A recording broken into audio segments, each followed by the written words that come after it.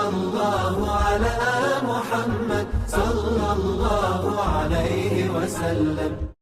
Kita harus memahaminya begini, Mas Aryo. Adab dan akhlak itu adalah bagaimana kita memiliki kebersihan hati ketika kita bermuamalah kepada sesama manusia. Lah itu memang didapatkan dengan ilmu, tetapi eksekusinya dengan akhlak. Contoh, ketika kita berilmu, salah satu adab di dalam berilmu itu apa? Tawadhu. Itu adab. Karena apa?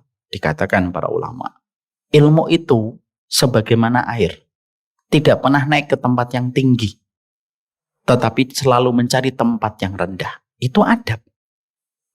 Lalu kalau kita sudah ngerti, oh saya harus tawadhu, sebagaimana yang dikatakan Umar bin Khattab, maka nanti ketika saya mempelajari fikih misalkan, oh fikih masalah sholat A, B, C, D. Menurut mazhab Syafi'i begini. Menurut mazhab Maliki begini. Menurut mazhab Imam Abu Hanifah begini.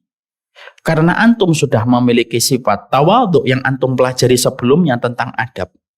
Seluruh referensi yang antum kuasai tidak menjadikan antum sombong kepada orang. Tidak gampang menyesatkan. Tidak gampang merendahkan. Kok antum gak rendahin, itu kan pendapatnya dia lemah. Iya. Karena sebelum saya merendahkan, saya harus punya sikap untuk merendahkan diri saya. Itu namanya adab.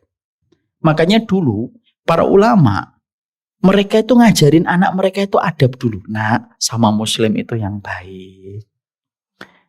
Kamu hormat yang lebih tua, sayang sama yang lebih muda. Jangan sombong dengan ibadah yang kamu kerjakan. Itu dibangun terus oleh para ulama kalau mereka mendidik anak mereka. Bahkan ada salah satu ulama kok itu menjelaskan begini, nah anaknya lagi belajar fikih, maka dia berkata, ij'al ilmaka milhan, waj'al adabaka dakikon. Nah, kamu kan lagi belajar fikih, jadikan ilmu ketika kamu memahami fikih itu kayak garam. Tapi jadikan akhlak kamu menghormati orang, sayang sama orang beriman. Jadikan akhlak kamu itu kayak tepung. Nah, kita lihat. Apa biasanya masakan yang pakai tepung? Misal, martabak. Yang paling banyak garamnya atau tepungnya? Tepung. Yang begini. Garamnya itu hanya secuil atau segenggam? Secuil, segenggam, bludruk kita. Darah tinggi gitu. Kasih.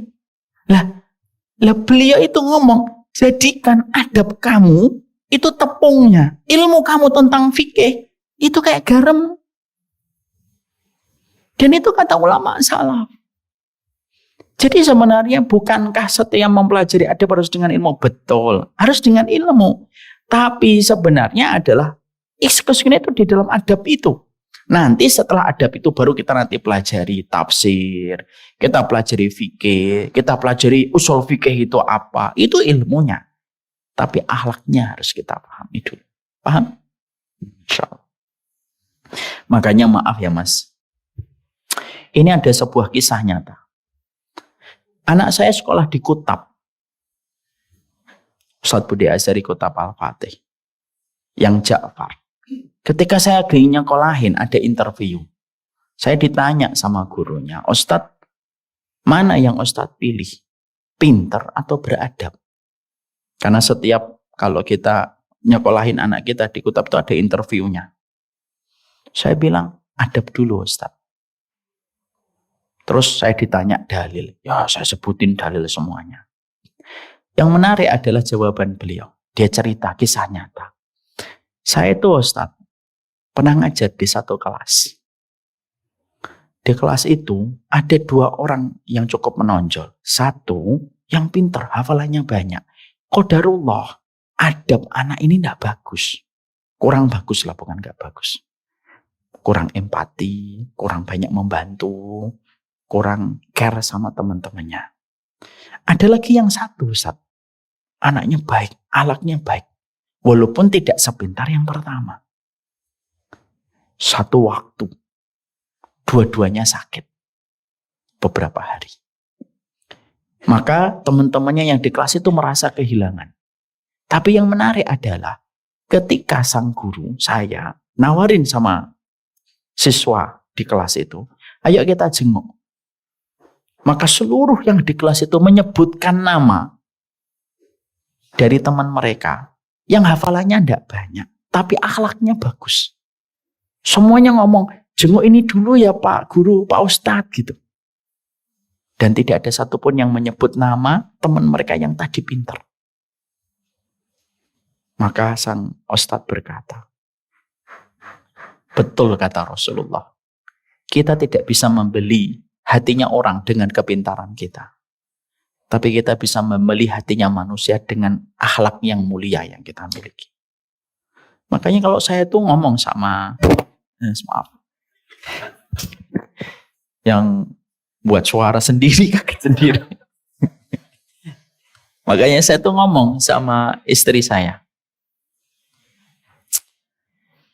kita itu didiknya adab dulu. Masalah pintar itu, setiap anak itu pintar kok. Cuma potensinya beda-beda. Kadang-kadang anak itu tidak pintar karena kita memaksa anak itu pada potensi yang sebenarnya dia tidak kuasai. Kalau kata Albert Einstein, jangan memaksa ikan memanjat pohon. Makanya kewajiban orang tua, kata Imam Al-Ghazali, kewajiban orang tua itu apa?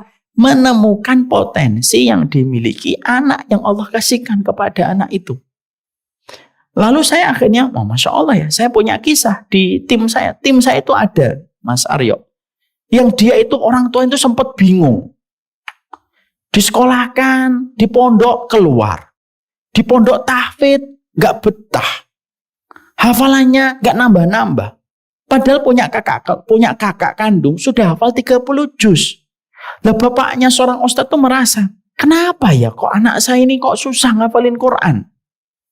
Ternyata anaknya itu memang spesialisasinya bukan di hafalan Quran, tapi ternyata di IT. Akhirnya ketika dia mondok di pondok IT yang kita punya, akhirnya kemampuannya menonjol. Kenapa? Codingnya bagus, sistemnya bagus yang dia buat. Dan ketika akhirnya jadi tim kita, bapaknya datang, seorang ustadz itu berkata, terima kasih ya ustadz sudah menemukan potensi anak saya. Saya ngomong, Pak, kesalahan orang tua itu apa? Tidak mau mempelajari potensi anak yang tidak bisa kita samakan.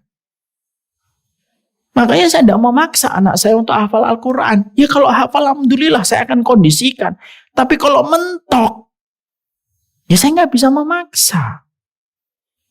Ya kan? Makanya ibu-ibu juga sama, bapak juga sama.